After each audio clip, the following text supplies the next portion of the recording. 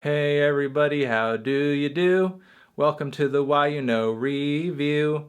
We're gonna go through a bunch of records I didn't do in a review. So, thank you for watching. Let's go!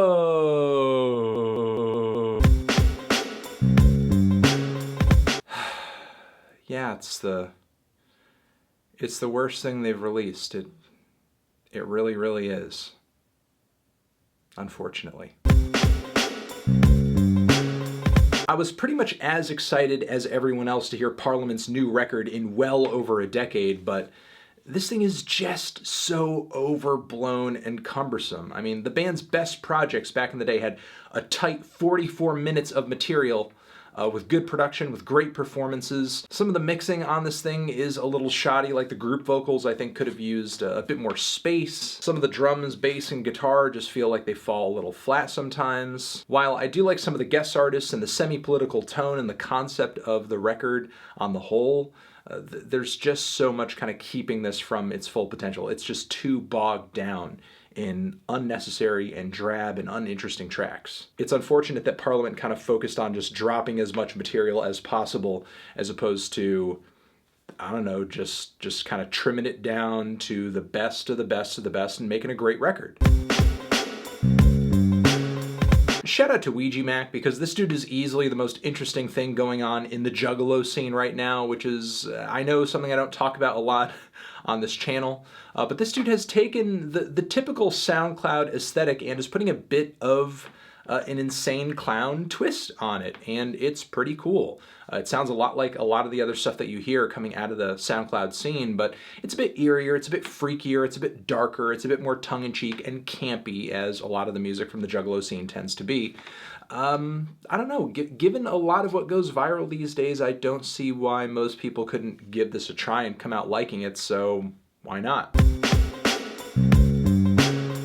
Yeah, I mean, I really love tracks like Look Alive, but this project pretty much just showed me that I enjoy BlocBoy JB most in small doses. Because his style, his delivery, his lyrics, they're all pretty one-dimensional. While I wouldn't say he's as dumbed down and overly simplified as some other rappers out there, his similes follow a pretty basic formula. His verses and his rapping are constantly chopped up over and over and over on every single track to the point where it's like, dude, can you just rap? Can we just hear you like rap without any editing? I mean, it does add a cool effect here and there, but after a while it just kind of gets a little incessant. But yeah, again, a track or two here or there in small doses. It's great, but for the long haul, this thing pretty much exposes just how surface level BlocBoy JB's whole style is. Fat Tony coming together with Charge It to the Game on this one for a freaky, weird, and funny set of synth pop tracks with some pretty grimy raps on top, some of which are kind of topical and off the beaten path, like the song Dark Girl, which is all about goth girls. You know, if anything's kind of holding this record back, it's that some of the instrumentals and some of the rapping and the recording, it's kind of rickety. The whole thing just kind of feels like a very lo-fi bedroom recorded novelty project sometimes. Unfortunately, it's not as sharp and well assembled as I would like it to be, but still there's a lot of personality on here and there are some really fun moments. So if you are looking for a kind of weird and very left field rap project with a lot of personality and a sense of humor, and you don't care that it's a little rough around the edges, give this a shot. For the better part of 3 or 4 weeks now, I've been having just a hard time struggling to see the hype behind this new Jorja Smith album. I mean, to me it just pretty much sounds like Rihanna singing over a lot of instrumentals that Lauryn Hill or Amy Winehouse would hop on top of. I mean, it's kind of classy, it's a little ritzy, it's smooth, it's soulful. I think that she really kind of cares about songwriting more than some of the artists who obviously influence her vocally do.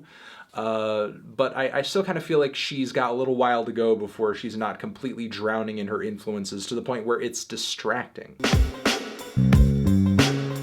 I've got a lot of requests and questions about this new Mike Shinoda album.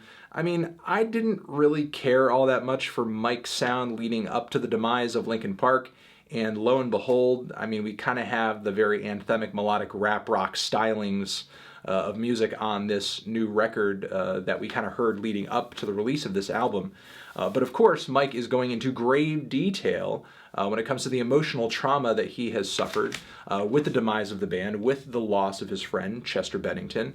And, I mean, while I definitely sympathize and I totally feel for the narrative and the personal themes of the record, the story of the record, the horrible occurrences that inspired Mike to make this album, I just don't care for the sound. I don't care for the production, the mix of genres. I don't care for the lyricism, the songs. I really don't care for any of it musically. Then I'm just going to leave it at that. Yet another album from the neo-psych electronic dance outfit Gang Gang Dance. I was pretty hyped to try it, given that I was very lukewarm on their last album, but everybody seemed pretty hype about that, and I was kind of wondering, like, what am I missing? What am I not getting? Like, what is it about this band's music that seems to be appealing to other people, and I'm just, I don't know, kind of in the dark on it. I'm not really sure.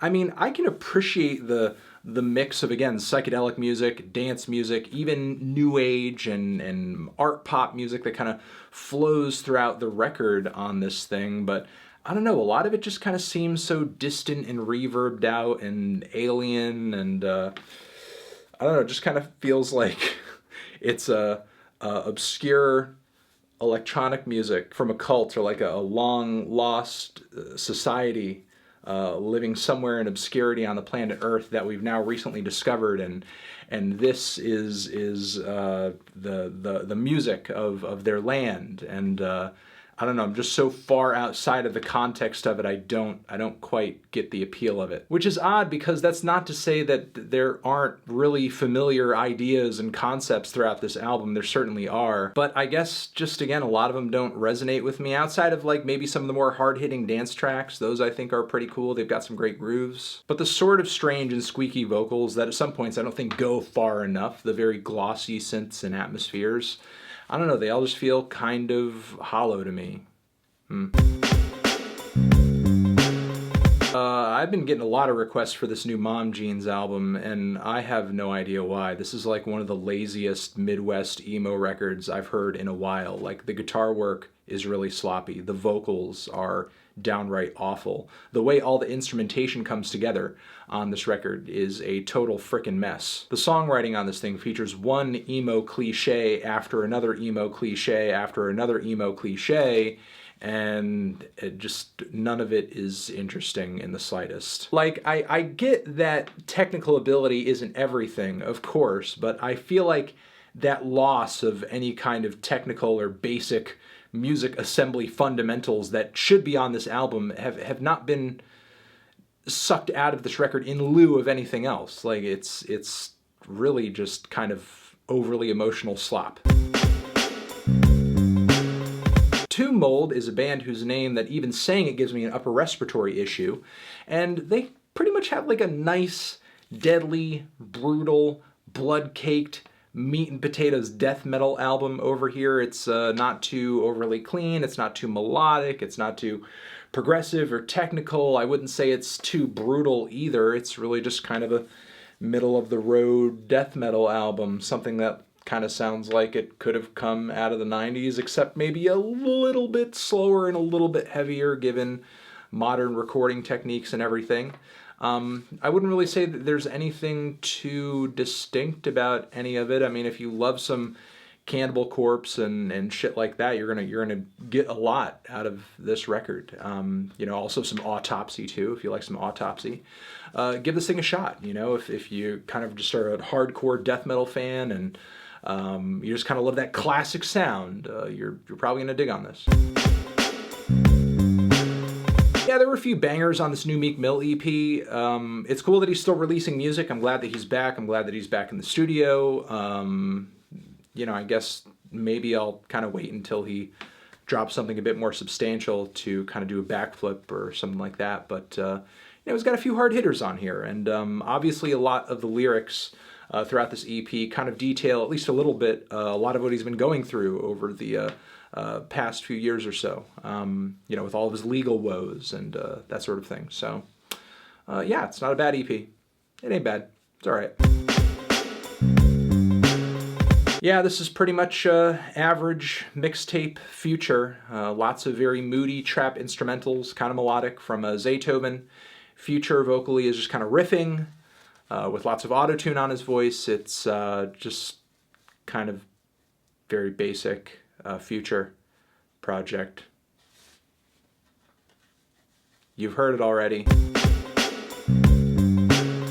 So this is the first full-length album that the classic Nordic death metal band IMMORTAL has released since the departure of their longtime frontman Abith, who kind of embarked on a bit of a solo career recently, dropped a solo LP.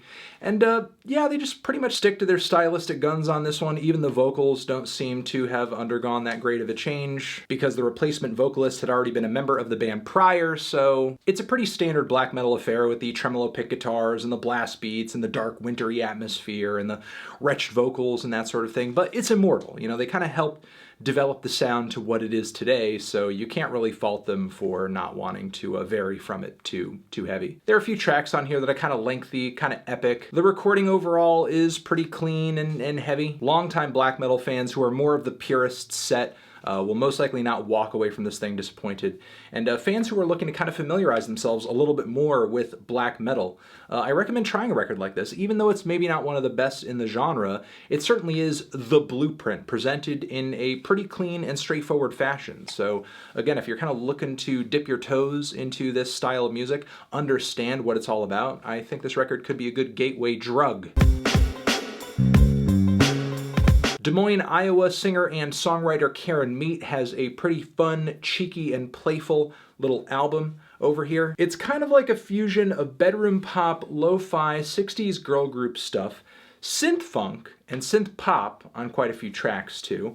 A lot of songs about people being ugly people, or being broke, or being unhappy, being bored, drinking. It's a very slobby and unapologetic album. It's a very raw and I would say kind of a quirky record too. The humor of it is kind of like a mix of Moldy Peaches and Frank Zappa and Ariel Pink. It's got a lot of personality. Occasionally some of the instrumentals are kind of sloppy. The songwriting leaves a little bit to be desired. The lyrics can be endearing in just how, I guess, vulnerable and weird they are. But simultaneously, there are points when I think Karen could have put things in a more interesting way, I guess. Still, it's a relatively fun LP, and Karen is an artist who I think I'll continue to look out for. This new EP from the band Spiritual CRAMP is actually pretty cool. These guys are a punk band for all intents and purposes, but they have a kind of weird, warped, dark, mutant sound to their whole thing. There's even a track on here with a guitar lick that sort of sounds like the intro to the Clash's London Calling. So their influences do kind of range from older to newer.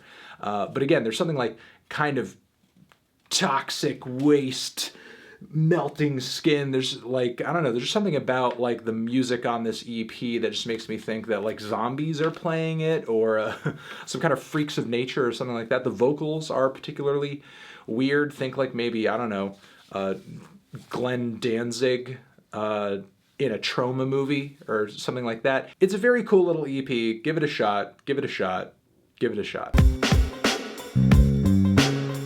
So the new LYKKE album, which I was kind of looking forward to, even if her last full-length album was kind of a mixed bag, but unfortunately, she kind of gets rid of all of the things that made her music appealing in the past, and instead tries to become this mainstream fusion of pop and trap music, and the transition is really awkward. I do not see these songs appealing to the listener base of people who typically dabble in this brand of pop music, and I don't really see this appealing to her core fan base all that much either.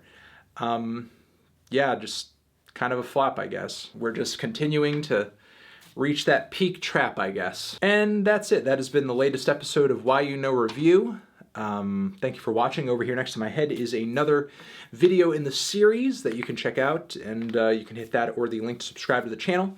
Anthony Fantano, YUNOREVIEW, forever.